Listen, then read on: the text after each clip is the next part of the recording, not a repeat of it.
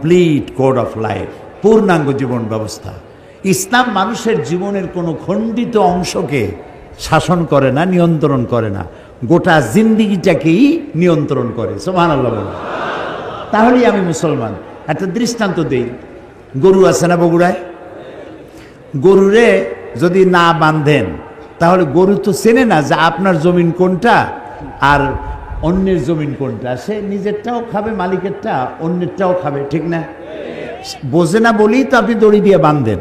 দড়ি দিয়ে বাঁধে থইলে সে তার নির্দিষ্ট এরিয়ার দড়ি যদ্দূর যাবে অদ্দূর খাবে, এর বাইরে যাবে না।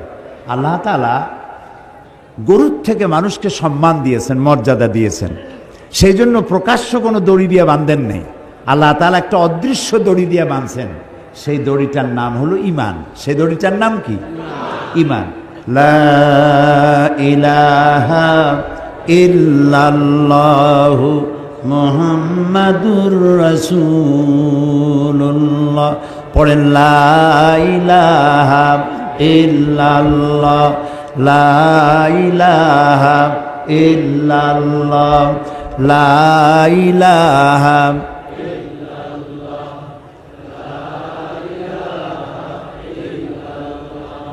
লা ইলাহা ইল্লাল্লাহু মুহাম্মাদুর রাসূলুল্লাহ।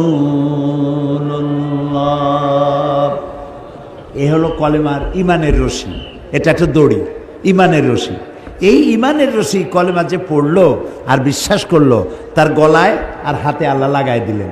লাগাই দিয়ে বললেন, এইটা হলো মদ, এইটা হলো জেনা, এটা হলো সুদ, এটা হলো ঘুষ, এটা হলো আইল ঠেলা, এটা হলো ওজনে কম দেওয়া, ওইটা হলো খাদ্যে ভেজাল দেওয়া।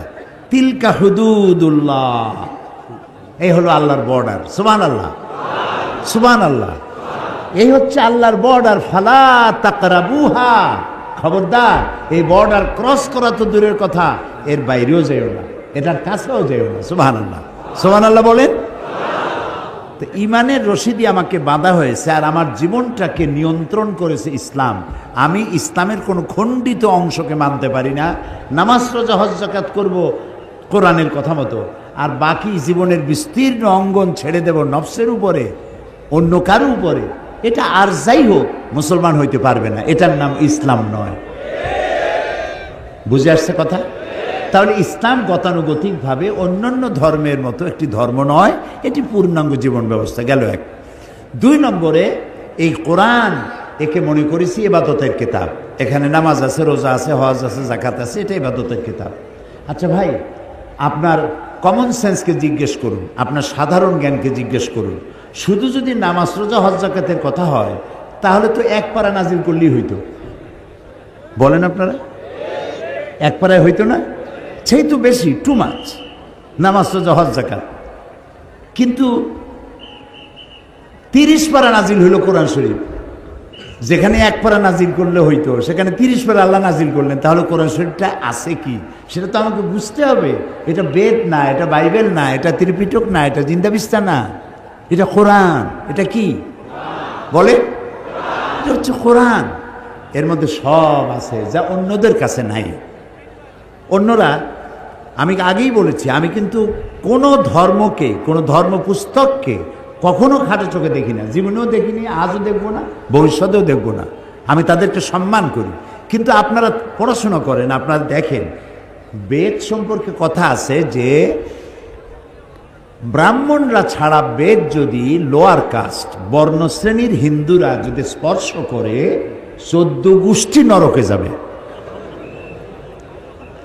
কিন্তু কোরআন শরীফ সম্পর্কে কি এই কথা আছে যে হুজুররা, মৌলানা আলমগীর সাহেব আর সভাপতি সাহেব, এই যে মৌলানা যারা আছে, ওনারা ছাড়া সাধারণ মানুষের কোরআন ধরলে হাবিয়া দুজকে যাবে? আছে এরকম কথা? নাই। আল্লাহ তাআলা এটাকে বানাইছেন হুদাল লিন্নাস, মানব গোষ্ঠীর জন্য হেদায়েতের কিতাব। সুবহানাল্লাহ। কাজে এটা, এর মধ্যে আল্লাহ সব বলেছেন। আমাদের কপাল খারাপ যার জন্য আমরা এটা পড়ি নেই। যদিও পড়েছি, শুদ্ধ হয়নি, অশুদ্ধ তেলাওয়াত করেছি, পড়তেও জানি না, তেলাওয়াত তো জানিই না, বোঝা তো দূরের কথা। এই যে হাজার মানুষ এখানে, আমি যদি জিজ্ঞেস করি কোরআনে কারীমকে বিশুদ্ধভাবে তেলাওয়াত করতে পারেন কয়জন? যদি হাত তুলতে বলি তাহলে হাত কি বেশি উঠবে না কম উঠবে? আচ্ছা, তারপরে যদি বলি বিশুদ্ধ তেলাওয়াত কিছু জানলেন, কোরআন শরীফ বোঝেন কয়জনে? সূরা ফাতিহা কয়জনে বোঝেন? সামি আল্লাহু লিমান হামিদার অর্থ কয়জনে জানেন? সূরা কাউসার, সূরা মাউন, সূরা ইখলাস, সূরা কাফিরুন, এই যে নামাজগুলো ছোট ছোট সূরা দিয়ে পড়েন, এই সূরা বোঝেন কয়জনে? যদি হাত উঁচু করতে বলি হাত কি বেশি উঠবে না কম উঠবে? আরও কম উঠবে। সেই জন্য আপনাদেরকে কষ্ট করে হাত উঠাইতে বললাম না, স্মরণ করবে আপনাদের। তাহলে কোরআন শরীফের সাথে আমাদের সম্পর্ক আসলে নাই, এটা ঠিক কিনা? বলেন ঠিক কিনা? কোরআন শরীফের সাথে সম্পর্ক হয় কখন? যখন আমাদের কেউ মারা যায়। মরে গেলে একটু কান খুলে শোনেন, মরলে পরে আমি জানি না বগুড়ার অবস্থা কি, আমার পিরোজপুর, এই বরিশাল বিভিন্ন এলাকায় দেখছি মানুষ মরে গেলে তখন হেফজখানা থেকে কিছু হাফেজ, কিছু মৌলানা মৌলবী দাওয়াত দেয়, মরা লাশ সামনে নিয়ে ওইখানে বসে তেলাওয়াত করে। বগুড়ায় কি করে? হ্যাঁ, করে করে। আচ্ছা, এবার আপনি আপনার বিবেককে জিজ্ঞেস করুন, লোকটা তো মারা গেছে, লোকটা কি করছে? সে কি শুনতেছে? তো সে যখন শুনছে না, তখন তারে মরা মানুষটারে কোরআন শুনে লাভ কি? আহারে আহারে কপাল, আহারে কপাল। মরা মানুষকে কোরআন শোনায় লাভ নাই। আল্লাহর নবী বলেছেন, মুমূর্ষ ব্যক্তির কাছে বসে কেউ যদি সূরা ইয়াসিন তেলাওয়াত করে তাহলে আল্লাহ রাব্বুল আলামিন মুমূর্ষ ব্যক্তির মৃত্যুর আযাবকে কমাইয়া দিবে। তো যখন মরতে পড়ছিল সেই সময় পড়েন নাই, ছেলেটারে কোরআন শিখান নাই, মেয়েটারে কোরআন শিখান নাই, বউতেও জানেন না, নিজেও জানেন না, মরে গেছেন। মৌলভী সাহেবদের ভাড়া, মৌলভী সাহেবদেরকে না আনিয়া, ভাড়া বললাম না, শব্দটা বেয়াদবি হয়ে যাবে, তাদেরকে নিয়ে আসছেন, আনার পরে ওনারা তেলাওয়াত করলেন। এখন বোঝেন ওরা তো ছাত্র মানুষ, হেফজখানা থেকে 20 জন ছাত্র নিয়ে আসছে, ছাত্র ছোট মানুষ।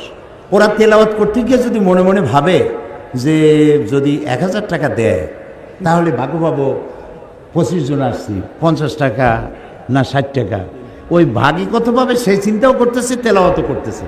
তো সে যখন ভাগে পাবে কত এই চিন্তা করে তেলাওয়াত করতেছে, আল্লাহর কসম কোনো সওয়াব হবে না। তো কোনো সওয়াবও হইল না, মুদ্দারেও শুনল না, মেহনত বরবাদ, গুনাহ লাজেম, কোনো কাম হইল না।